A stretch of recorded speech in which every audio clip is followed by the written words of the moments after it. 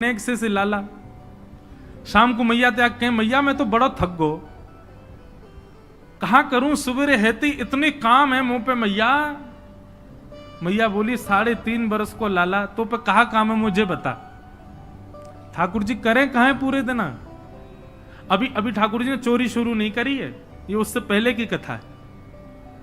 तो ठाकुर जी कहा करें पूरे गोकुल में भ्रमण करते करते केवल ये देखें संत आए कि नहीं, वैष्णव आए कि नहीं, ब्राह्मण आए कि नहीं। और जैसे संत वैष्णव ब्राह्मण ठाकुर जी को दिखाई देते हैं तो ठाकुर जी उनको अरे तुम यहां डोल रहे हो, परिचय नहीं है ऐसी बात, अरे आप यहां डोल रहे हो। सामने वाले कहें अरे भैया तुम कौन? अरे नेक्सस से लाला, अरे भैया तू हमें जाने। बोले अरे तुम्हें ही तो खोज रहा हूं मैं सुबह रहते। बोले हमें खोज रहे हो भैया काय को? अच्छा एक बात बताओ तुम कहां से आए हो? बोले हम तो अयोध्या से आए हैं। बोले अयोध्या से आए हो, तुमने कछु सुबह रहते पाए हो? बोले ना कछु ना पायो, यही मारे तो मैं डोल रहा हूं। यशोदा मैया तुम्हारी बात निहार रही है, 56 भोग बनाए माने, चलो जल्दी नंद भवन पहुंच जाओ। बोले यशोदा मैया हमारी बात निहार रही? बोले हम बे सुबह अब जल्दी करो मां, सब संतन को भोजन है रो, जल्दी पहुंच जाओ। ऐसे किसी को भी सबको निमंत्रण दे देते हैं। और यशोदा मैया जब नंद भवन से बाहर आती देखते हैं 100-200 लोग खड़े हैं बिना निमंत्रण के। मैया कहें आप सब? बोले मैया आप सुबह से बाट निहार रही हो हमारी, लाओ थाली लगाओ 56 भोग कराओ। अब मैया को यूं लगे मना करूं तो अच्छो ना लगे, लेकिन मैया पूछे अच्छा आपको कौन ने कही मैंने निमंत्रण? बोले आपको लाला आयो। तो मैया बाट निहार रही है। यशोदा मैया पवा तो देती है सबको, फिर शाम को लाला तो कहे अरे लाला ये तू कौन कौन ने निमंत्रण दिया वे? यशोदा मैया बात निहार रही है, पहुंच जाओ सबरे मां भोजन कर लो। आज तो 200 लोग आए मेरे यहाँ। अरे ठीक है हमारी रसोई घर बड़ो है, हमारे यहाँ 9 लाख गैया है, ठाकुर जी के पास सब व्यवस्था है, मोए खवावे में कोई चिंता ना है, मैं तो खूब पवाऊं, लेकिन मोए बता तो देकर कौन को निमंत्रण दे रहे हो? तू कोई को भी निमंत्रण दे दे। मैया तू ना जाने? बोले कहा मैं तो या घर को पुण्य कर रहा हूं, जितना ज्यादा है सके पुण्य जमा कर कर। मैया मैं तो बुढ़ापा आ जाएगा, मैं तो चला जाऊंगा, तू को बाबा को छोड़ जाऊंगा पुण्य करके। मैया के अच्छा कहा पुण्य कर रहे हो लाला? बोले मैया देख ये संत ब्राह्मण ये साक्षात भगवान को मुख हैं, जब इनके मुख में हम कछु अन्न दे में, मक्खन दे में या कछु भी इनको पवामे तो ऐसा समझने से साक्षात नारायण पा रहे हैं। मैया देख कल 100 आए नारायण, आज 200 नारायण तेरे घर आए पावे, मैं तो ये पुण्य करवाऊं। और मैया दूसरी बात सुनेगी? बोले हाँ मारेगी तो ना मुझे? बोले ना मारूंगी बता। बोले तू बड़ी मोटी है गई मैया, मुंह को यूं लगे पूरे दिन लगी रहेगी तो तेरो ने वजन कम है जाएगा। अरे मेरी ब्याह तक ने छरेरी सी है जाएगी, या मारे तू लगी रहे रसोई में या मारे ऐसा को। मैया भागे पीछे, ठाकुर जी चौकड़ी मार के भागे। ऐसा ऐसा उधम मचा में ठाकुर जी द्विज ब्राह्मण संत वैष्णवों को जा जा करके बिना निमंत्रण के निमंत्रित कर देते हैं। सब नंद भवन आ जाओ, आज सबन को भंडारो है। कंटकेभ्य नंद बाबा रोज अपने ठाकुर जी की सेवा करते हैं। और महाराज वर्णन ऐसा करें हमारे ब्रजवासी, बोले नंद बाबा की सेवा में शालिग्राम भगवान है। नंद बाबा शालिग्राम की सेवा करें और सेवा करके शालिग्राम भगवान को टांड समझते हैं। टांड आप लोग जानते हैं कि नहीं पता नहीं, अब घरों में नहीं होती, पुराने घरों में टांड होती थी। टांड बोलते हैं एक घर के कमरे में ऊपर एक छज्जा सा बनवा देते थे, उसमें सारा स्टोर रखा जाता, सब जरूरी सामान। नंद बाबा क्या करते हैं पंचामृत से अभिषेक करा करके ठाकुर जी को शुद्ध जल से अभिषेक करके इत्र वित्र लगा के तिलक फोटा चुपका के बढ़िया आरती करके और फिर शालिग्राम भगवान को टांड पे धरते हैं ऊपर। बोले क्यों? बोले कन्हैया को ये गुलाब जामुन लगे और गुलाब जामुन समझ के कन्हैया मुंह में धर ले। शालिग्राम भगवान है, कन्हैया को यूं लगे बोले कि ये रोज रोज जय जय जो है का है, ये शालिग्राम जो है का है। हमारे पिताजी पूज्य पिताजी की कथा में सुनाते हैं, बोले एक बार नंद बाबा ठाकुर जी की सेवा कर रहे, इतने में ठाकुर जी बगल में आके बैठ गए। देखो कितनी सुंदर ठाकुर जी की सेवा कर रहे हैं, ठाकुर जी बगल में बैठे हैं। नन्हे से गोपाल जी आके बैठ गए। अब नंद बाबा को तो बढ़िया लगो, लाला भी सेवा सीखेगो, बैठ जा लाला यहाँ पे। ठाकुर जी बैठ गए। नंद बाबा ने पहले दूध से स्नान करायो, फिर दही से स्नान करायो, फिर घी से स्नान करायो, शहद से स्नान करायो। जैसे ही शहद पड़ो शालिग्राम भगवान पे, सोई ठाकुर जी के लार न करिया यहाँ थे। ओहो कितना सौभाग्यशाली है जे। मैं हूं मैया ते कहूंगा मैया तू मोको पानी ते मत नवाए कर, पानी में कुछ स्वाद ही ना होवे, शहद ते नवाए कर, नहाते नहाते खाऊ ले करूंगा बीच में। अच्छा एक बात बताऊं, ये पंचामृत अभिषेक ठाकुर जी को प्रिय क्यों है? क्योंकि ठाकुर जी का स्नान भी हो जाता, पेट भी भर जाता, बीच बीच में जीभ निकाल के खाऊ जाए ठाकुर जी इसलिए ठाकुर जी का पंचामृत अभिषेक होता है ये, और ये वास्तविकता है। अब जब ऊपर से सब पड़ता है, पहले दूध फिर घी दही शहद आदि सब ऊपर से पड़ता है, तो मुख पे होकर के आता है, तो जब यहाँ आवे so next so Thakur ji मुंह खोल के जीभ निकाल लें, बीच बीच में स्वाद भी लेते रहे। या हमारे पंचामृत अभिषेक ठाकुर जी को बड़ो प्रिय है, क्योंकि ठाकुर जी को स्वाद भी आ जाए और स्नान भी आ जाए। एक पंथ दो काज। तो ठाकुर जी की तो लार न करी आई। ठाकुर जी बोले जय जय मीठो है गयो होगो, अब तो रस भरो है गयो होगो। और फिर शहद लगे को छुड़ावे के लिए एक बात हम निवेदन करें, सेवा में एक चीज करो भैया, ये सफेद चीनी मत चढ़ाया करो कभी ठाकुर जी पे। ठाकुर जी के अंग पे लग जाती होगी, उस पर भी फिर ऊपर से आप हाथ ऐसे घुमा देते हैं, शंकर जी पे हो, शालिग्राम जी पे हो, ठाकुर जी पे हो। इससे बढ़िया बूरा लाओ, शक्कर लाओ, और चीनी अगर चीनी ही अगर उसको भी पीस लो, वो ऐसी तो हो कि ठाकुर जी के अंग पर लगे ना, तब डालो। शक्कर से स्नान कराए और ठाकुर जी तो बस मुंह में पानी आ गया, बोले जय जय मीठो है गयो अब तो। नंद बाबा ने बढ़िया ठाकुर जी को श्रृंगार आदि करके और महाराज ठाकुर जी को तुलसी पधरा के चंदन वंदन लगा के, और नंद बाबा अपनी माला झोली में हाथ दे करके और जाप करने लगे। पूज्य पिताजी महाराज कहें नंद बाबा मुंह पे एक कपड़ा और डाल लें, मुख पर कपड़ा डाल के जप करने से मन एकाग्र होता है, यह भी एक साधना का एक नियम है। नंद बाबा जाप करने लगे। इतने में ठाकुर जी ने देखी बाबा तो जाप में चलोगो, अब कहां जाएगो जय जय बच के। सोई ठाकुर जी धीरे से गए और चौकी पे धरे शालिग्राम भगवान उठाए और मुंह में धर के बैठ गए। और जैसे कोई पान चूसता है, ऐसे ठाकुर जी यहां से चूस रहे हैं मुंह में धर के शालिग्राम जी को, और बैठ गए नंद बाबा के बगल में ही आंख बंद करके। इनको ध्यान चल रहा है, बोले अभी जय जय बाहर बाहर ते चूस रहा हूं, नेक देर में अंदर की मिठास आवेगी, शहद भीतर तक चलोगो, निकर नहीं रहो, और जोर जोर से चूस रहे हैं। इतने में बाबा की माला पूरी है। जैसे ही बाबा की माला पूरी भई, बाबा ने नेत्रन से लगा के माला और अपनो कपड़ा हटायो। जय हो मेरे साले जय जय कहां चले गए? अब तो ढूंढे, पुष्प पुष्प उठा के सब देखी, ठाकुर जी यही ना वहां पे। अरे यशोदा, ठाकुर जी कहां चले गए? बगल में छोटे भगत जी बैठे हैं, वो बिल्कुल महाराज ध्यान करके बैठे हैं, या तरफ शालिग्राम जी दबा रखे हैं। लाला जी कहा है तेरे मुंह में? बोले कहा, जल्दी दिखा। नंद बाबा ने एक गुलचा बना करके जैसे ही मुंह में दियो, महाराज सोई शालिग्राम जी बाहर आ गए। नंद बाबा तो लिए उनको सिर से लगा में, रोते रोते गए, अरे यशोदा देख आज कहा भयो? बोले कहा भयो? बोले तेरो लाला उद्यमी है, हमारो लाला उद्यमी है, ये बात तो मैं स्वीकार कर चुका हूं, लेकिन इतना बड़ा उद्यमी?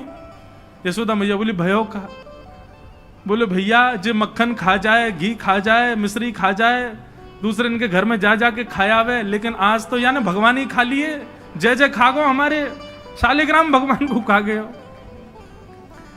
यशोदा मैया बोली वो तुमने शहद पे स्नान कराए तो बाय लगी होगी, मीठो है गो, जय जया खा जाओ। ठाकुर जी दूर खड़े हैं। वाह दिन से नंद बाबा को नियम है स्नान ध्यान करके ठाकुर जी को टांड पे धर के जाए कि लाला के हाथ नहीं पड़ जाए कहीं, नहीं तो जय जय खा जाएगा। ऐसी ठाकुर जी की मधुर लीला, इतनी भाव में लीला ठाकुर जी की चल रही है कि सब रीझ जाते हैं। बंधुओं, कभी कभी तो इन लीलाओं को सुन करके, कह करके और अनुभव करके तो नेत्र सजल हो जाते हैं। ये परब्रह्म परमात्मा प्रेम के पूर्ण स्वरूप बन के आए। आहा, वर्णन करते हैं ठाकुर जी ने चोरी का मन बनाया। क्यों? बंधुओं, भगवान के काल में कंस राजा ने ब्रजवासियों के ऊपर कर लगाया था, टैक्स। और क्या टैक्स था कि आप सब लोग अपने घर में गैयाओं को पालो, सारा खर्चा स्वयं करो, और जितना दूध घी दही होगा उसका 70-80% सब मथुरा जाकर के कर के रूप में जमा करना पड़ेगा। मथुरा के लोगों को और बड़े बड़े शहर के लोगों को गैया पालनी नहीं पड़ती थी, ब्रजवासी पालन करके सारा दूध घी दही देते थे। फिर कंस के लोग जो थे वो उसको बेचते थे, उससे धन कमाता था कंस। ब्रजवासी बेचारे गैया को अपने घर में रखते, उसका पूरा ध्यान रखते, और जितना दूध निकलता 70-80% सब कंस को देना पड़ता। थोड़ा थोड़ा बचता ब्रजवासियों के पास। लेकिन नंद बाबा ब्रज के राजा थे, इसलिए उनको छूट थी। वो 9 लाख गैयाओं के मालिक थे, उनके यहां इतना कर नहीं था। एक दिन ठाकुर जी सब ग्वाल बालों के संग खेल रहे थे। खेल खेल में ग्वाल बाल ने गिर गए तो रोने लगे। ठाकुर जी बोले, अरे तुम दूध घी दही खावे वारे, ऐसे कब गिर जाओ? ठाकुर सब बोले, लाला तू खावे दूध घी दही, हमें तो खावे कोई ना मिले, हफ्ता में एक बार मिले बस। क्यों? बोले सब कंस के यहां जमा करवाना पड़े। तब ठाकुर जी ने मन बनाया कि भैया ये दूध घी दही हमारो धन है, और ये साक्षात अमृत है, ये राक्षस के पास नहीं जाना चाहिए। सबने कही, लाला कौन मारेगो तेरी बात है? कोई ना मानेगो। नेक्स्ट से तू 3.5 बरस को तेरी बातन को कौन मानेगो? ठाकुर जी बोले, बड़े है के तो सबन को माननी पड़ेगी, लेकिन अभी से मुंह को रोक तो करनी पड़ेगी। तो क्या करें? तो बोले अभी बाल अवस्था है, राजी राजी नहीं मानते तो चोरी करके मानेंगे। सबके घरन से जब हम गौरस चोरी कर लेंगे तो फिर कंस को कहा देना पड़ेगा? कछु भी नहीं। कंस तो कह देंगे, भैया चोरी है रही है हमारे यहाँ, चोर को ढूंढो, और चोर हमको ढूंढ ही ना पावेगो, कंस हमको ढूंढ ही ना पावेगो, तो हम चोरी करेंगे। सब ग्वाल बालन को ठाकुर जी ने सिखा पढ़ा दिया, और ठाकुर जी ने चोरी करना प्रारंभ किया। सबसे पहले ठाकुर जी ने चोरी अपने घर में करी। यशोदा मैया ने वहां ठाकुर जी पकड़ लिए। तो ठाकुर जी बोले, अपने घर में तो मिशन फेल भयो, अब गोपीन के घर में जानो शुरू करो। ठाकुर जी ने अपनी रजिस्टर्ड एक संस्था बना ली, बाल गोपाल चौर प्रचार प्रसार मंडल, और उसके अधिपति, उसके प्रेसिडेंट बने 3.5 वर्षीय श्री कृष्ण। जैसे ही कोई बालक ब्रजमंडल में जन्म लेता है, तो जैसे बालक जन्म लेता है तो रिश्तेदार नातेदार आते हैं, उसके बाद फिर आशीष देने वाली एक प्रजाति के लोग भी आते हैं, सब घरों में आते हैं। और जब सब चले जाते हैं तब बाल गोपाल चौर प्रचार प्रसार मंडल आता है, और वो मंडल आकर के साथ में गौरज लेकर के आते हैं ठाकुर जी, गौ के खुर की रज, और उस रज से उस बालक का तिलक कर देते हैं। तिलक का करें? बोले 3 साल और इंतजार है, फिर ये हमारी मंडली में जे भी आ जाएगा, जे भी हमारी तरह चोर बनेगा। उसका जन्म लेते ही उसका रजिस्ट्रेशन कर जाते हैं ठाकुर जी। बड़ी अद्भुत लीला है ब्रज की। आहा, ठाकुर जी दूसरे के घरन में जाके चोरी करने लगे। ऐसा ऊधम, ऐसा उत्पात पूरे गोकुल में, महाराज नाक में दम है गयो। सब गोपी परेशान है गई, सास नजर डांट रही हैं, पति डांट रहे हैं, अरे कंस काउदना हमारे यहां सैनिक भेज के मरवा देगो, हमारे यहां से इतने दिन से मक्खन नहीं गयो है। गोपियां सब चिंतित भी होती हैं, लेकिन सबको अच्छा भी लगता है, कन्हैया आके चोरी करते हैं।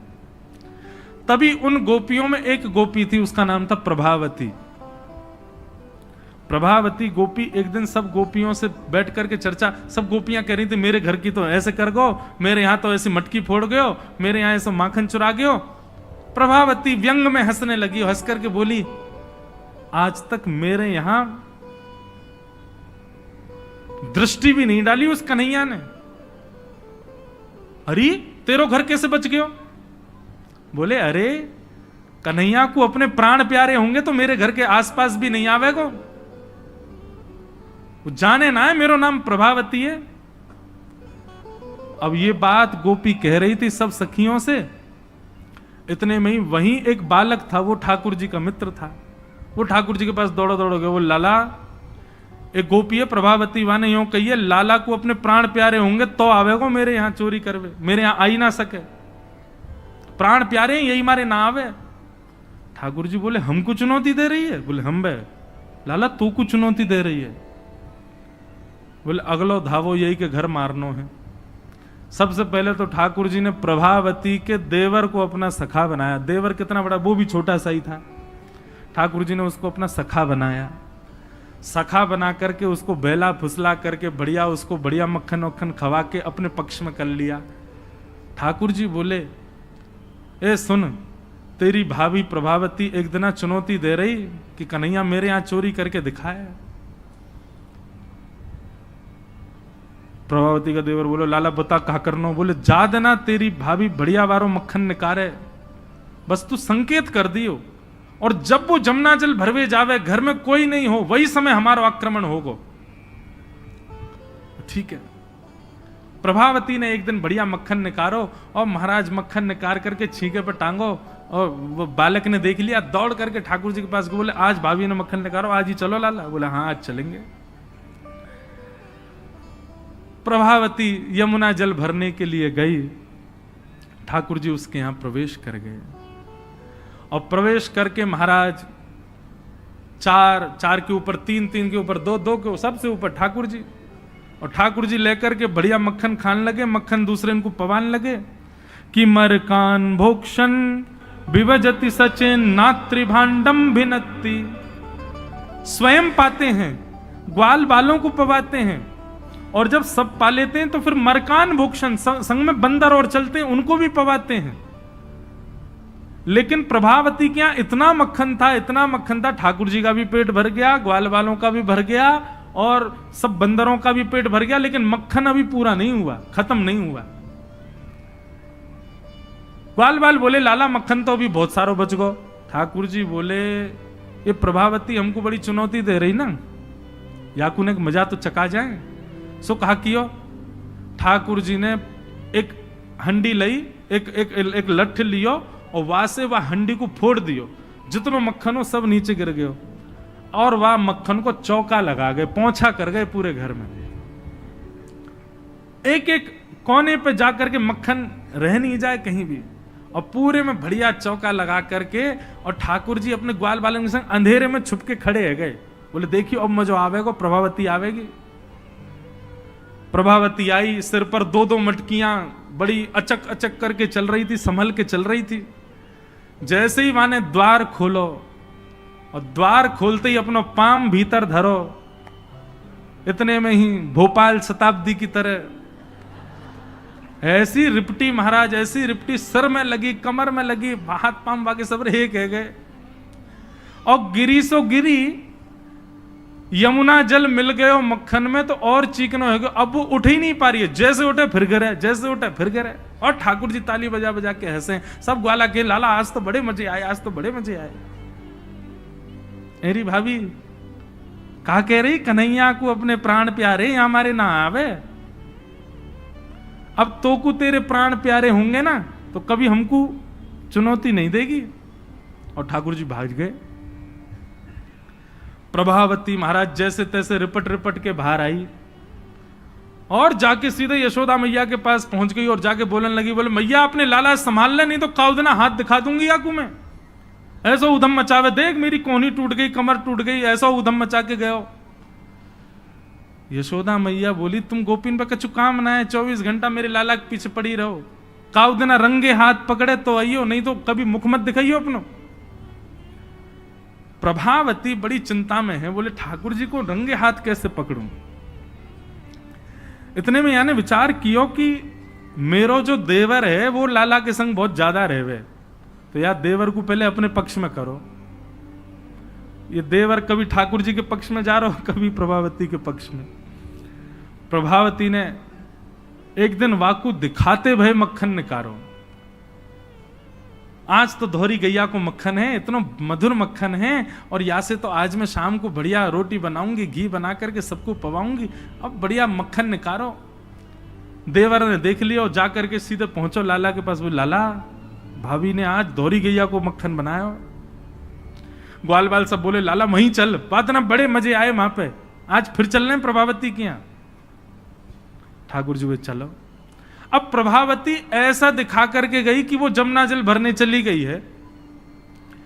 ठाकुर जी ने देख लिया प्रभावती जमुना जल भरवे गई है, लेकिन जैसे ही ठाकुर जी वाके घर की ओर भागे, प्रभावती दौड़ करके पीछे के द्वार से गई और खिड़की में होके भीतर घर में आ गई और चुपचाप खड़ी हो गई अंधेरे में, हाथ में बड़ा डंडा लेकर के। ठाकुर जी आए, ठाकुर जी ने आकर के जैसे ही महाराज 4 3 2 1 ऊपर चढ़े, चोरी करनो प्रारंभ कियो। ठाकुर जी जब पूर्ण रूपेण व्यस्त हो गए चोरी में, तब प्रभावती अपना डंडा लेकर के निकली। दारी के हो तुम्हें बताऊं। और जैसी प्रभावती आई, महाराज नीचे वाले सबसे पहले भागे, और नीचे वाले भागे तो ऊपर वाले सबरे गिर गए, ठाकुर जी लटक गए ऊपर। अब बाकी के सब तो वहां से भाज गए, ठाकुर जी रह गए। अब नीचे प्रभावती खड़ी है, आजा लाला तो बताऊं मैं। प्राण प्यारे, देख देख देख प्रभावती तू सही ना कर रही है, तू जाने ना है मैं जय जय हूं। बोले तेरी जय जय तो मैं निकारूंगी, नीचे आ पहले तू। जैसे तैसे करके ठाकुर जी नीचे उतरे। प्रभावती बोले तो मुंह पे दया ना आवे, मैं कितनो सीधो साधो भोरो सो प्यारो सो, देख मैं तू वचन दूं आज के बाद नहीं आऊंगा तेरे घर, तू अब कछु मत करे, तू मुंह को मारे मत। बोले ना ना मारूंगी ना लाला, इतना कोमल सो मेरो लाला, वाकू कैसे मार सकूं मैं। ठाकुर जी बोले हाँ जी तो मैं मारी हूं मत। बोले मारूंगी ना तो को पकड़ के यशोदा को दे के आऊंगी आज मैं, वो बतावेगी तो। बोले या तो बढ़िया तो तू मार ले मोह, लेकिन यशोदा मैया के पास मत ले जा, ऐसा मत करे। बोले ना आज तो तू यशोदा ही बतावेगी तो। और ठाकुर जी को हाथ पकड़ करके महाराज प्रभावती पूरे गोकुल में हल्ला करती भाई जा रही है, और घूंघट करके, घूंघट पकड़ रखो एक हाथ से, दूसरे हाथ से ठाकुर जी पकड़ रखे, और सबरे गोकुल में हल्ला। देख लो रे सबरे गोकुल वासियों, जे नंद जी को लाला, यशोदा मैया को छोरा, ये घर घर जाके चोरी करे। यशोदा मैया कह रही रंगे हाथ पकड़ो तो बताइयो, आज पकड़ लियो या को ठिकाने लगाऊंगी मैं। ठाकुर जी बोले जे तो भैया बड़ी निंदा है रही हमारी। इतने में ही ठाकुर जी बोले ए प्रभावती कहा बात है। बोले देखते ना इतनी जोर से मेरो हाथ पकड़ रखो, मेरो हाथ नीलो पड़ गयो, रक्त पूरा रुक गयो है, तू इतनी जोर से मत पकड़े, तू एक काम कर मेरो जे हाथ छोड़ दे दूसरा हाथ पकड़ ले। प्रभावती बोले नहीं तू भाग जाएगा, तेरी सौगंध खा के कह रहा हूं मैं नहीं भागूंगा, तू मेरो एक हाथ छोड़ दूसरा पकड़ ले। प्रभावती चलती जा रही है, और चलते चलते माने 3.5 वर्ष के छोटे से ठाकुर जी चलते चलते माने जैसे मन बनायो कि हाथ दूसरा लाऊं, ठाकुर जी ने पीछे चल रहे ग्वाल बालन में प्रभावती के देवर को इशारा क्यों यहां पे आ, वो ठाकुर जी की उम्र कोई है। ठाकुर जी ने वाको हाथ पकड़ लिया। प्रभावती अब देख तू मेरा दूसरा हाथ पकड़ जल्दी कर। प्रभावती चलते चलते बोली ला दूसरा हाथ दे। दूसरे हाथ के चक्कर में ठाकुर जी ने वाके देवर को हाथ पकड़ा दिया, और पकड़ा करके ठाकुर जी गली मोहल्ला कूचेन में कूदते भय सीधे नंद भवन पहुंच गए, और हाथ पाम धो के सीधे यशोदा मैया की गोद में। मैया इस सबरी गोपी मेरे पीछे काहे को पड़ी रहे, अरे मेरो लाला बड़ो मलूक है, हमारे पीछे पड़ी रहे। मैया रोज कोई गोपी आ जाए, मुंह को तो लगे आज भी कोई गोपी आवेगी तो उसे शिकायत करवे। मैया बोली आन देदारी के मैं बताऊंगी। हाँ मैया तू मुंह को अपना दूध पिला दे। और ठाकुर जी तो इतने लाड़ प्यार में आ गए, मैया गोद में बैठ के दूध पीने लगे। इतने में ही प्रभावती आई, देख यशोदा मैया तू कह रही कि अपने लाला को रंगे हाथ पकड़ के लाई, आज देख तेरा लाला पकड़ के लाई हूं मैं। ठाकुर जी बोले देख ले मैया मैं तो कह रहा हूं ना कोई गोपी आ रही आ गई। मैया तू एक काम कर दे। बोले कहा मैं तू और बाबा हम तीनों कहीं और ही चले जाएं, ये गोपी हमको जीन ना दे रही है, इनको यूं लगे कि तेरो लाला इतना सुंदर काहे को है, ये चिढ़ के मारे आ जाए रोज। मैया बोली लाला तू पीछे खड़ो रहे यार, गोपी तो मैं देख के आऊं। मैया नीचे गई, कहा बात है क्यों चिल्ला रही है घूंघट में, देख तेरो लाला आज रंगे हाथ पकड़ो मैंने। मैंने तो याकू कुछ नहीं कही है, लेकिन तेरे हवाले छोड़ के जा रही हूं। मैया यार सबक सिखाइयो आज। मैया बोली कौन है? बोले तेरो लाला। बोले देख तो सही कौन है। प्रभावती ने घूंघट उठा के देखो तो वही के देवर को हाथ। प्रभावती बंदर तू कहां से आया? भाज गयो। अब तो यशोदा मैया ने खूब सुनाई। बोले नहीं नहीं मैया मैंने तुम्हारे लाला ही पकड़ो। बोले तू झूठ बोले, मेरो लाला तो अभी दूध पी रहा मेरी गोदी में बैठ के। कन्हैया। इतने में ठाकुर जी आए भी तो। हाँ मैया कहा कर रहे हो तू? मैया मैं तो तेरी गोद में बैठो दूध पी रहा। मैया ये सबरी गोपी मेरे पीछे पड़ी रहे, मैं कहा बताऊं इन लोगन की तो ऐसी आदत है गई है, और ये प्रभावती तो सबसे ज्यादा। मैया ने खूब डांटी। प्रभावती बोले ये हुआ कैसे? प्रभावती बोले अच्छा मैया क्षमा कर दो मैं जाऊं। प्रभावती चली गई। ठाकुर जी बोले मैया मैं 2 मिनट में आऊं, अभी ने सखांत में ले आऊं। जैसे ही प्रभावती ने दूर पहुंचे सो ठाकुर जी आए आगे से, और प्रभावती के आगे आगे खड़े है गए। तो कहो जी कैसी रही आज? प्रभावती बोली तेने ही कियो कैसे? बोले मैंने कैसे कियो वो मत पूछे, लेकिन मैं तू को चुनौती देवे आया हूं।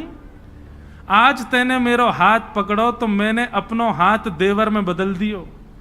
कल को अगर तेने मुझे पकड़ो तो तेरो हाथ मेरो हाथ खसम में बदल जाएगा। देवर से तेरे पति को हाथ आ जाएगा हाथ में। तू जाने ना नंद जी को लाला हूं मैं। प्रभावती इतनी लज्जा की हो गई कि फिर वो कितने दिन तक बाहर नहीं आई अपने कक्ष से, भवन से। वर्णन आता है ठाकुर जी एक दिन उसके यहां पहुंचे और पहुंच करके उसकी गोद में बैठ करके खूब स्नेह किया, और स्नेह करते तब भी नहीं मानी, खूब नाराज हो गई ठाकुर जी से, मुंह फेर करके बैठ गई। ठाकुर जी बोले एक बार मेरी ओर देख ले। प्रभावती बोली नहीं देखूंगी। बोले बस एक बार देख ले, फिर जीवन भर मत देखियो। जैसी प्रभावती ने ठाकुर जी की ओर देखा, शंख चक्र गदा पद्म धारण करके चतुर्भुज रूप में ठाकुर जी ने उसको दर्शन दिए। बोलो भक्त वत्सल भगवान की। ऐसी ठाकुर जी की मधुर लीला वृंदावन में चल रही है। ऐसी अनेक लीलाएं हैं व्रज की, उनको ठाकुर जी संपादित कर रहे हैं। एक दिन मैया ने ठाकुर जी को ऊखल से बांध दिया। ऊखल से बांध करके मैया चली गई। ठाकुर जी ने ऊखल में बंधे भये ही वृक्षन के बीच से निकले, स्पर्श करती दोनों वृक्ष टूट गए। कुबेर के पुत्र नलकुवर मणिग्रीव प्रकट हो गए। दोनों ने भगवान की स्तुति गाई।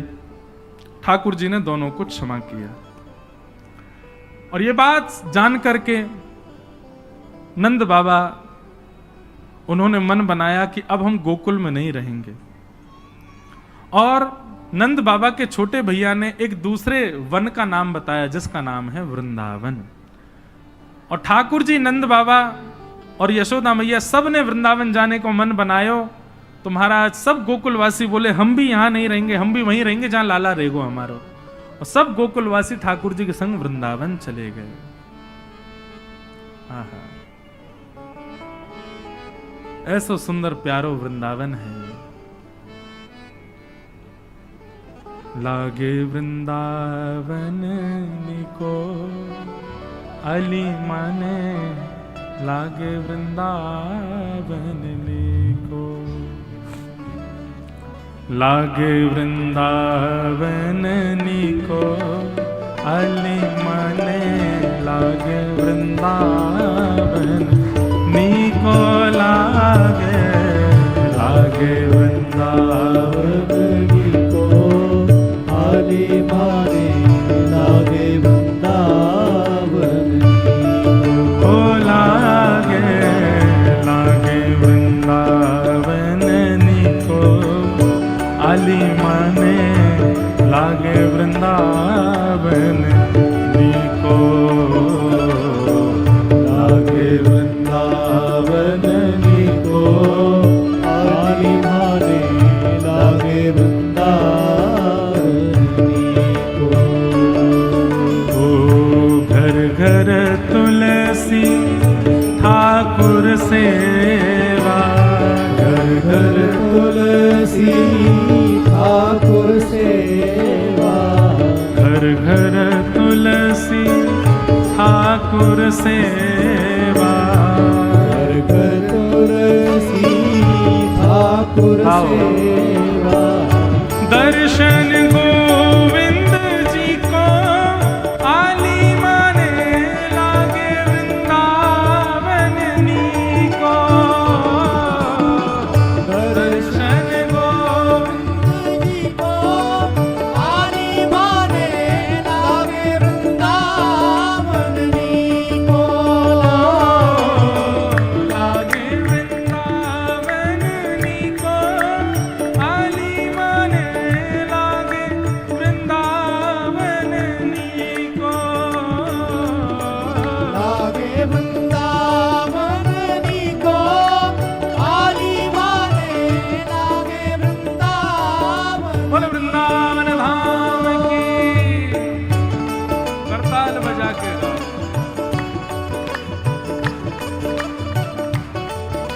आज श्री गिरधर लाल जी पधार रहे हैं कथा में, मानो साक्षात वृंदावन पधार रहा है।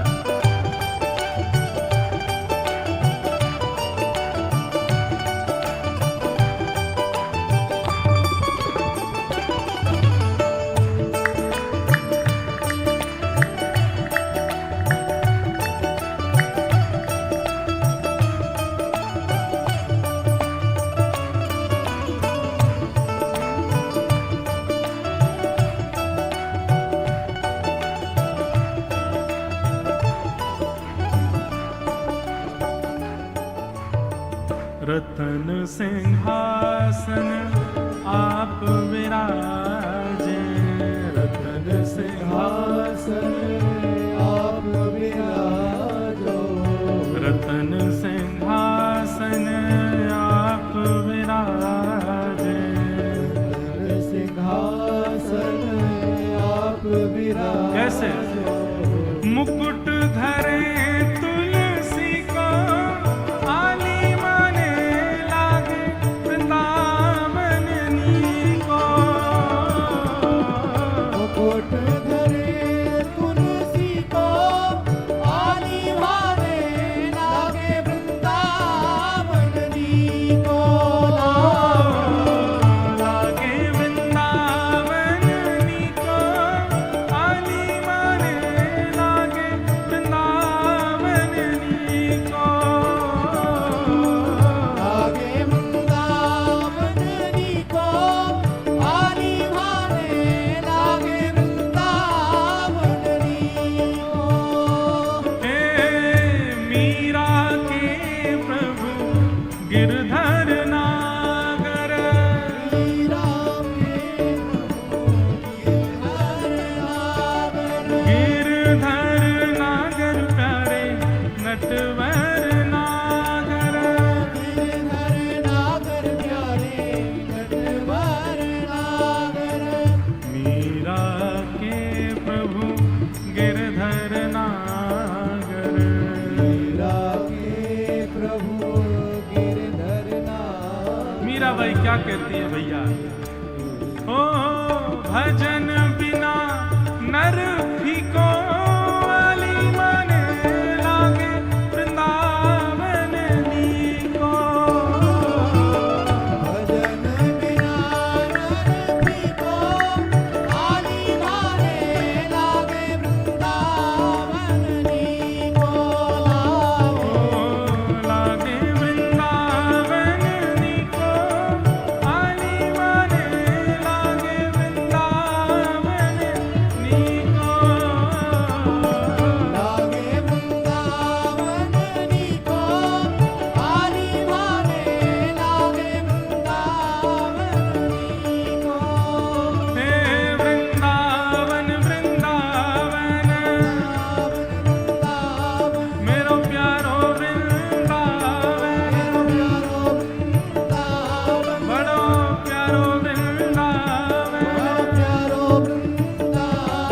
मन भावन वृंदावन। श्री वृंदावन वृंदावन, वृंदावन वृंदावन, श्री वृंदावन वृंदावन, श्री वृंदावन वृंदावन,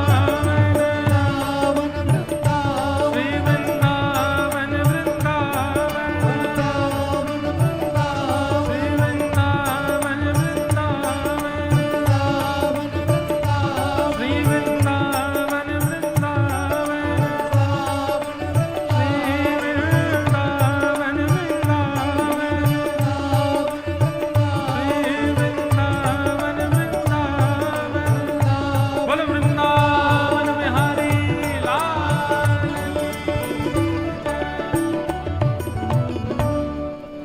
वृंदावनम संप्रविश्य सर्वकाल सुखावहम। सबको बहुत सुख मिला वृंदावन आकर के। ठाकुर जी अत्यंत प्रसन्न हो गए वृंदावन आकर के। क्यों भैया? वृंदावन ब्रह्मा जी ने नहीं बनाया है, वृंदावन इस पृथ्वी का अंग नहीं है। श्यामा हृदय कमल सो प्रगट हो। हम वृंदावन रसामृत पद में क्या गाते हैं? किशोरी जी के हृदय से वृंदावन प्रकट हुआ है। और जब किशोरी जी के हृदय से प्रकट हुआ तो श्याम हृदय को भाई वृंदावन प्यारो वृंदावन। वृंदावन, वहां का एक एक कण स्वयं श्री जी ने अपने हाथ से रखा है। वृंदावन सामान्य भूमि नहीं है भैया। इसलिए वृंदावन का प्रेम आपके चित्त में है, वृंदावन जाने की इच्छा आपके चित्त में है, वृंदावन के प्रति प्रीति आपके चित्त में, ये बहुत बड़े सौभाग्य की बात है। किशोरी जी की कृपा के बिना वृंदावन प्रिय नहीं लगता है। और अभी कोविड के बाद तो हमारी किशोरी जी इतनी दयालु हो गई हैं, पता नहीं इतनी ज्यादा रस भरी हो गई हैं, अब तो सबको वृंदावन से प्रेम हो गया। अब जिसको देखो उसको वृंदावन जाना है। मैं कह रहा हूं भले ही फोटो खिंचवाने जाना है, उसको वीडियो बनवाने जाना है, लेकिन जाना तो है ना वृंदावन। मैं खुद भी सोचता हूं कि वृंदावन जाओ तो उसके रस को समझ के जाओ, पर मन में एक भाव आता है किशोरी जी की कृपा के बिना वृंदावन नहीं आ सकता। तो अगर कोई व्यक्ति आधुनिक कार्यों के लिए ही वृंदावन जा रहा है तो वह भी तो किशोरी जी की कृपा से आ रहा है ना। इतना ही बहुत है कि आप वृंदावन से प्रेम कर तो रहे हो। लेकिन बंधुओं, एक आध बार का प्रेम वृंदावन से रहा जाए, ये इसमें फिर आप वंचित हो जाओगे। कम से कम वृंदावन जाओ तो उस वृंदावन को सदा अपने चित्त में लेकर के आओ, सदा आपके चित्त में रहे, हृदय में वृंदावन रहे। ठाकुर जी वृंदावन पधारे। भगवान ने वृंदावन आकर के सबसे पहले अघासुर का वध किया, और अघासुर का वध करने के पश्चात ठाकुर जी ने ब्रह्मा जी के मोह को दूर किया। ब्रह्मा जी को यह भगवान पर संशय होने लगा कि यह परब्रह्म नहीं है। क्यों? बोले एक दिन ठाकुर जी मधुमंगल के मुख पे लगी भई कढ़ी चाट गए। अब ठाकुर जी तो प्रेमी हैं, वो कोई विचार थोड़ी करें। मधुमंगल के मुंह पे कड़ी लग रही, सो ठाकुर जी बोले दारी के तेने मुंह कड़ी ना खवाई, छुप के खाया आयो। मधुमंगल बोलो लाला खट्टी कड़ी या हमारे में छुप के खा गयो कि तू माने ना है खाए बिना। ठाकुर जी बोले लेकिन मुंह तो फिर मिल गई। बोले कैसे? बोले तेरी मूछ बन नहीं है, तेरे मुंह पे छींटे पड़े, सुन चाटियो मत, यहाँ पे आ। और ठाकुर जी ने उसका मुख पकड़ा और अपनी जीभ निकाल के वह पूरे मुंह चाट गए। मधुमंगल के तो प्रेमाश्रु गिरने लगे। लाला को हृदय, लाला तू इतना प्रेम मत करे कर, काउदना यदि दूर चलोगे तो तेरे वियोग में प्राण निकल जाएंगे हमारे। यहां तो ऐसा प्रेमास्पद रूप ठाकुर जी प्रकट कर रहे थे, पर ब्रह्मा जी को लगा राम राम राम राम, ये परब्रह्म है, ये भगवान है, ये परमात्मा है। एक पद आता है, अष्टसखा गाते हैं, आज दधि मीठो मदन गोपाल। एक दिन ठाकुर जी हंडी गोद में रख के और सब ग्वालों को अपने हाथ से दही खवा रहे थे। ग्वाल बाल सब कहने लगे, बोले लाला हम पे पात्र तो है ना। बोले पतुआ लिया आओ। पतुआ माने पत्ता। पत्ता ले ले करके सब ग्वाल बाल वही में पा रहे हैं, ले ले करके। अब महाराज वहां वर्णन आता है, ऐसो दही हम कबहू ना चाखो। सब ग्वाल बाल कह रहे हैं ऐसो दही हमने अपने जीवन में कभी खाया ही नहीं है। क्यों? बोले ठाकुर जी दही दे रहे हैं, जब तक दूसरा ग्वाला आवे तब तक हाथ में लगी दही को ठाकुर जी स्वयं चाट जाए, फिर दही निकाल के फिर दे दें। मतलब ठाकुर जी के अधरामृत से मिली भई दही है, या हमारी मीठी लग रही है। सबन को बांट दियो तो 2-4 ग्वाला रह गए पीछे, उनको दही नहीं मिलो। ठाकुर जी से कहने लगे, बोले लाला हमें तो दही मिलो ही ना, अब हम क्या करें? सो ठाकुर जी वहां पद में वर्णन आता है, ठाकुर जी बोले तुम चिंता मत करो। बोले तो क्या करें? बोले जो नहीं पायो सुनो मेरे भैया, जिनको दही नहीं मिलो वो ध्यान से सुनो। बोले कहा? बोले मेरी हथेली चाट लो, एक उंगली तू चाट ले, दूसरी उंगली तू चाट ले, अंगूठा तू चाट ले, और कौन रहेगा? बोले तू यह चाट ले। एक बोला मैं रह गऊं, बोले तू यह चाट ले। दो चार है, उनने अपने पत्ता फेंक, बोले हम रह गए, बोले तुम यहां तक चाट ले। अब हंडी में हाथ दे दे कि यहां तक पूरे दही में सन गए। ठाकुर जी बोले लो जाकू जहां ते मिले मेरे हाथ से दही चाट ले। अब ठाकुर जी अपना हाथ चटवा रहे हैं और ग्वाला सब अपने मुख से जीभ निकाल निकाल के चाट रहे हैं।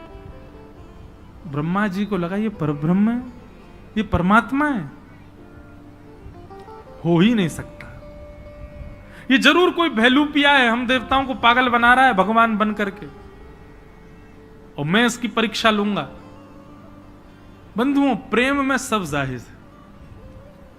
प्रेम में परमात्मा अपनी प्रभुता भूल करके, अपने नियमों को भूल करके, एक बात बताऊं, मैं एक बात कथाओं में कहा करता हूं, ठाकुर जी इतने नियम में क्यों रहते हैं? भगवान को देखो, गर्भगृह में रहते हैं, गिने चुने व्यक्ति ही उनको छू सकते हैं, हर कोई उनका स्पर्श नहीं कर सकता। सुबह 4 बजे उठना है तो उठना है, पूरी दुनिया 4 बजे उठने का मन बनाती है, पर 4:30-5 से पहले कोई नहीं उठता। पर ठाकुर जी हजारों वर्षों से सारे मंदिरों में जो नियम उठने का, उसी पे ही उठते हैं ठाकुर जी। उसी नियम से भोजन, उसी नियम से शयन, इतने नियम, पूरे विश्व को मुक्त करने वाले भगवान स्वयं इतने बंधन में रहते हैं। मेरे मन में एक बात आती है कि ठाकुर जी बंधनों में इसलिए हैं, नियमों में इसलिए हैं, हमको और आपको चुनौती दे रहे हैं। बोले तुम्हारे अंदर प्रेम की सामर्थ्य हो तो मेरा नियम तोड़वा के दिखाओ, तुम में सामर्थ्य हो तो मेरे नियम को तोड़ के दिखाओ। नियम बनता ही तोड़ने के लिए बंधुओं, लेकिन उसको हट नहीं तोड़वा सकता, उसको जिद नहीं तोड़वा सकती, नियम को केवल प्रेम तोड़वाता है। कोई व्यक्ति कितना भी नियम में हो, लेकिन अत्यंत प्रेमी आ जाए तो वो अपना नियम तोड़ देता है।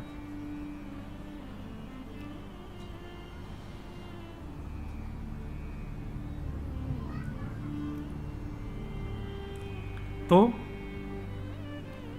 प्रेम में सब कर सकते हैं, ठाकुर जी अपना नियम तोड़ देते हैं। लेकिन ब्रह्मा को संशय हुआ और ब्रह्मा ने आकर के अवकाश देखा, ठाकुर जी कहीं और थे, ग्वाल बाल कहीं और थे, ग्वाल बालों को हरण करके ब्रह्मा जी ले गए।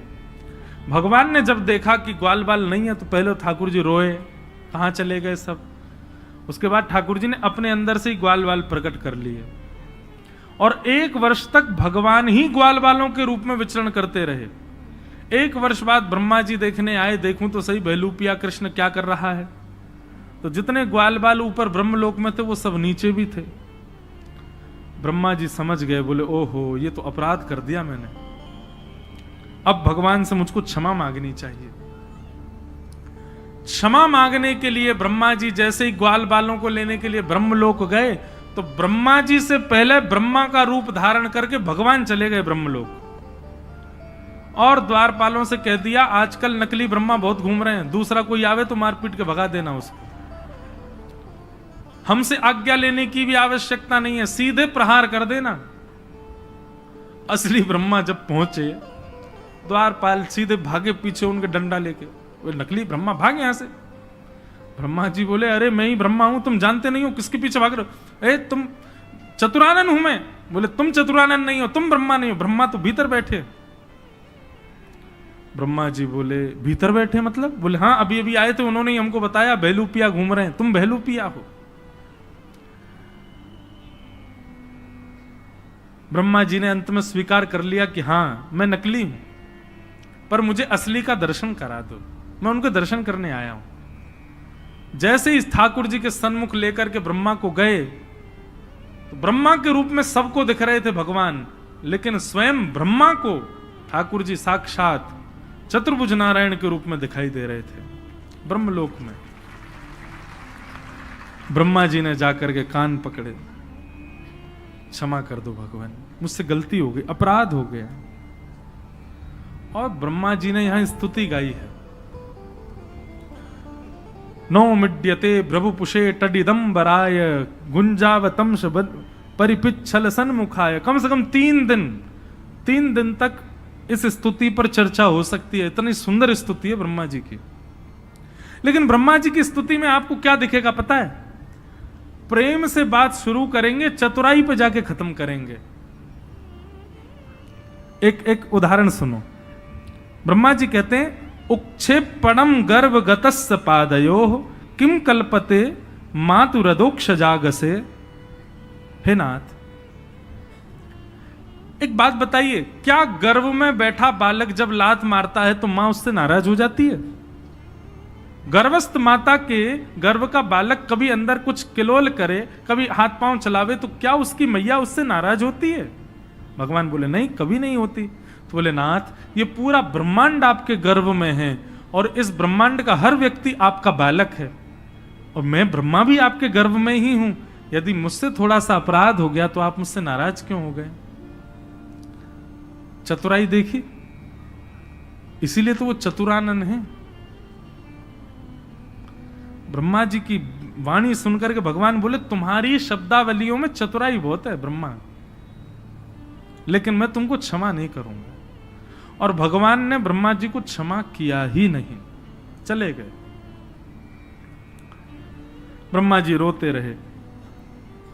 ठाकुर जी वापस आकर के लीला अपनी करने लगे। पौगंड लीला हुई, 6 वर्ष के ठाकुर जी हो गए। एक दिन धेनुकासुर का वध किया। उसके वध के पश्चात ठाकुर जी काली दह में कूद गए और वहां जाकर के कालिया नाग का मर्दन किया। सब ब्रजवासी आकर के रुदन करने लगे। भगवान ने तांडव नृत्य करके कालिया नाग के ऊपर दर्शन कराए। वेणु गीत की कथा आई, सुंदर वेणु वाद्य करते हुए जिस प्रकार गोपियों के साथ ठाकुर जी लीला करते हैं उसका वर्णन आया। तत्पश्चात मथुरा की गोपियों पर भगवान ने कृपा की और एक दिन ठाकुर जी गौ चारण करके लौट रहे थे और पूरे ब्रजमंडल में देसी घी की सुगंधी आ रही है। सब बढ़िया बढ़िया पकवान अपने अपने घरों में बना रहे हैं। ठाकुर जी ने जाके पूछी, भैया ये 56 भोग कौन के काजे बनने हैं? किसी ने उत्तर नहीं दिया तो ठाकुर जी नंद बाबा के पास गए। नंद बाबा ने जाकर के नंद बाबा ने लाला को बताई, पर्जन्यो भगवान इंद्रो मेघास्तस्यात्ममूर्तय। लाला, पर्जन्यो भगवान इंद्रो मेघास्तस्यात्ममूर्तय। ये पर्जन्य यानी कि इंद्र हमारे भगवान हैं। ये 56 भोग के दर्शन हो, मुंह में पानी नहीं आ जाए आपके। ये सबसे पहले ठाकुर जी का भोग लगेगा। अभी आप लोग ध्यान कथा की ओर ही रखो। अभी गिरधर लाल जी भी पधारेंगे, उनका मंगल दर्शन हो। आज ये आगे की तरफ इसलिए लगाई गई ताकि आपको सबको वहीं से ही लाल जी का दर्शन हो जाए।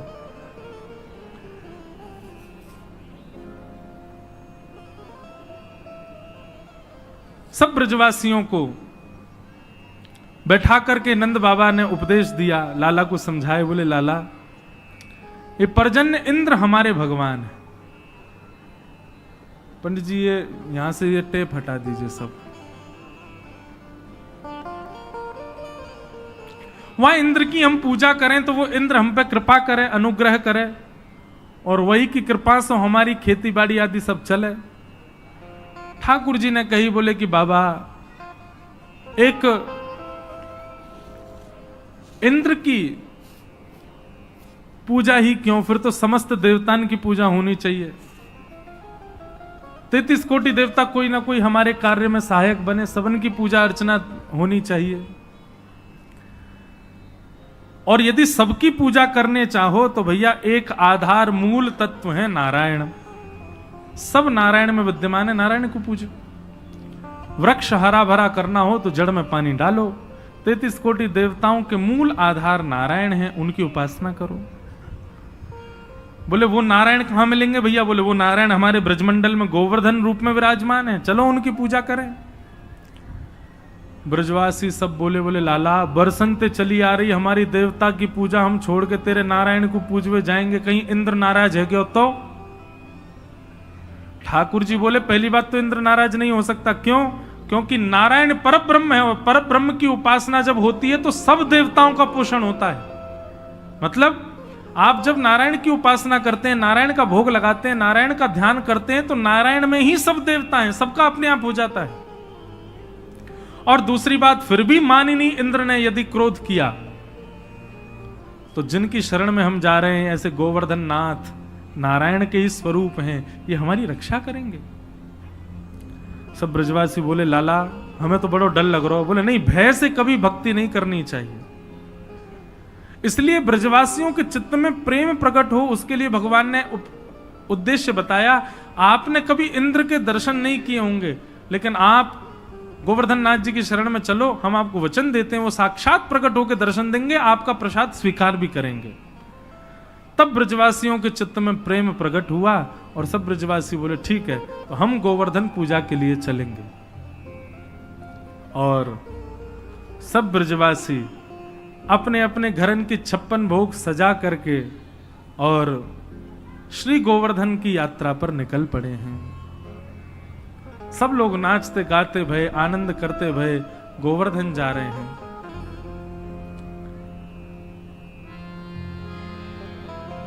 मैं तो गोवर्धन को जाऊं मेरी वीर, नाय माने मेरो मनुआ। मैं तो गोवर्धन को जाऊं मेरी वीर, नाय माने मेरो मनुआ। मैं तो गोवर्धन को जाऊं मेरी वीर, नाय माने मेरो मनुआ। मैं तो गोवर्धन को जाऊं मेरी वीर, नाय माने मेरो मनुआ। ओ नाय माने मेरो मनुआ, अजी नाय माने प्यारो कनुआ। नाय माने मेरो मनुआ, अरे नाय माने प्यारो कनुआ। नाय माने मेरो मनुआ, जी नाय माने प्यारो कनुआ। नाय माने मेरो मनुआ, अरे नाय माने प्यारो कनुआ। मैं तो गोवर्धन को जाऊं मेरी वीर, नाय माने मेरो मनुआ। मैं तो गोवर्धन को जाऊं मेरी वीर, नाय माने मेरो मनुआ। ए 7 कोस की दय परिक्रमा, 7 कोस की दय परिक्रमा। 7 कोस की दय परिक्रमा, 7 कोस की दय परिक्रमा। 7 कोस की दय परिक्रमा, 7 कोस की दय परिक्रमा। 7 कोस की दय परिक्रमा, 7 कोस की दय परिक्रमा। ओ मैं तो मानसी गंगा नहाऊं मेरी वीर, नाय माने मेरो मनुआ। मैं तो मानसी गंगा नहाऊं मेरी वीर, नाय माने मेरो मनुआ। मैं तो गोवर्धन को जाऊं मेरी वीर, नाय माने मेरो मनुआ।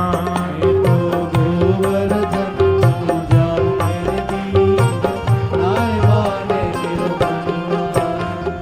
7 शेर की करूं कढ़ैया, 7 शेर की करूं कढ़ैया। 7 शेर की करूं कढ़ैया, 7 शेर की करूं कढ़ैया। ओ 7 शेर की करूं कढ़ैया, 7 शेर की करूं कढ़ैया। 7 शेर की करूं कढ़ैया, 7 शेर की करूं कढ़ैया। ओ मैं तो संतन न्योत जिमाऊं मेरी वीर, नाय माने मेरो मनुआ। मैं तो संतन न्योत जिमाऊं मेरी वीर, नाय माने मेरो मनुआ। ओ मैं तो गोवर्धन को जाऊं मेरी वीर, नाय माने मेरो मनुआ। मैं तो गोवर्धन को जाऊं मेरी वीर, नाय माने मेरो मनुआ। ओ नाय माने मेरो मनुआ, जी नाय माने कारो कनुआ। नाय माने मेरो मनुआ, अरे नाय माने कारो कनुआ। मैं तो गोवर्धन को जाऊं मेरी वीर, नाय माने मेरो मनुआ। मैं तो गोवर्धन को जाऊं मेरी वीर, नाय माने मेरो मनुआ। ओ गिरिराज धरण प्रभु तुम्हारी शरण, गिरिराज धरण प्रभु तुम्हारी शरण।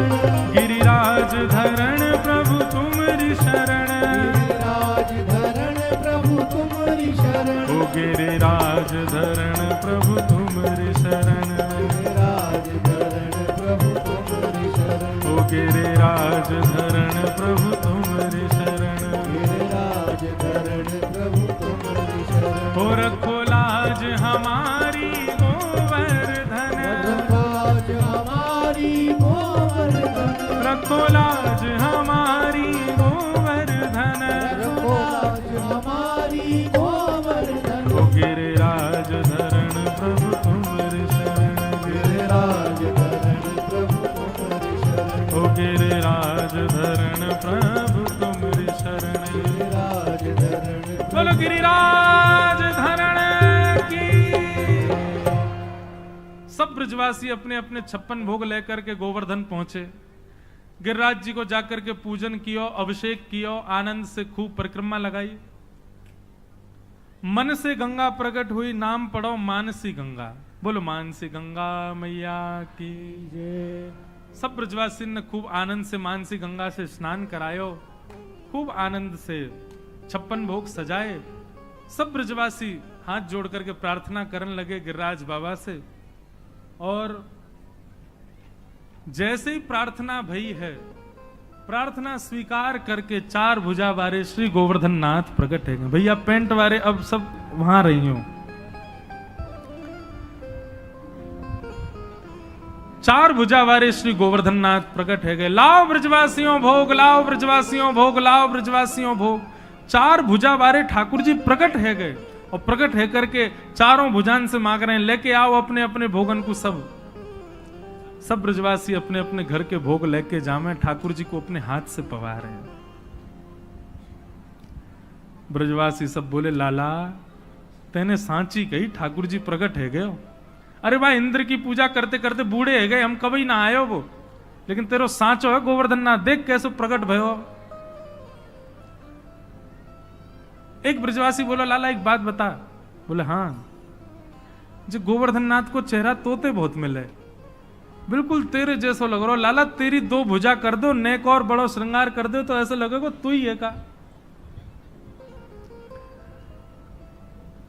ठाकुर जी बोले अरे तुम नहीं जानो, मेरी गैया यहीं चरवे आवे गिरिराज जी पे, और वह गैया को दूध जाको मैं पीऊं, वही को जे गोवर्धन नाथ पीवे, या हमारे हम दोनों को चेहरा एक जैसो है, एक ही गैया को दूध पीवे हम।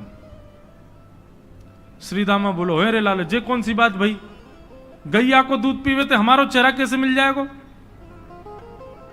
बोले चो तेने तेरी मैया को दूध पियो। बोले हाँ। तेरी बहन ने भी तेरी मैया को दूध पियो। बोले हाँ। तुम दोनों उनको चेहरा मिले कि ना मिले, बहन भैया एक जैसे लगो बिल्कुल। बोले हाँ लाला बहन भैया तो एक जैसे लगे। बोले यही मारे एक ही मैया को दूध पीवे से चेहरा मिले। श्री दामा थोड़ी देर सोचने लगो, फिर बोलो अरे लाला फिर तो बछड़ा को चेहरा वो हमसे मिलना चाहिए, वो गैया को दूध पीवे भाई गैया को हम पीवे, हमारो चेहरा तो मिले ना बात। ठाकुर जी बोले अब जाए मैं कल बताऊंगा, अभी मत पूछे मुझसे, अभी तो यूं ही सुन ले कि हम दोनों एक ही गैया को दूध पीवे। और ब्रजवासी इतने भोरे मान गए आ बात को, बोले अरे लाला की गैया को दूध पीवे, हमारे लाला जैसो लग रहा हो देवता।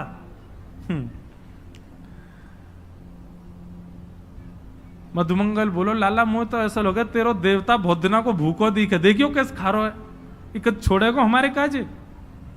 ठाकुर जी बोले ऐसे नहीं कहते, तेरे बा इंद्र ने एक चीज स्वीकार करी इतने दिना में, कम से कम जे पा तो रहे हैं।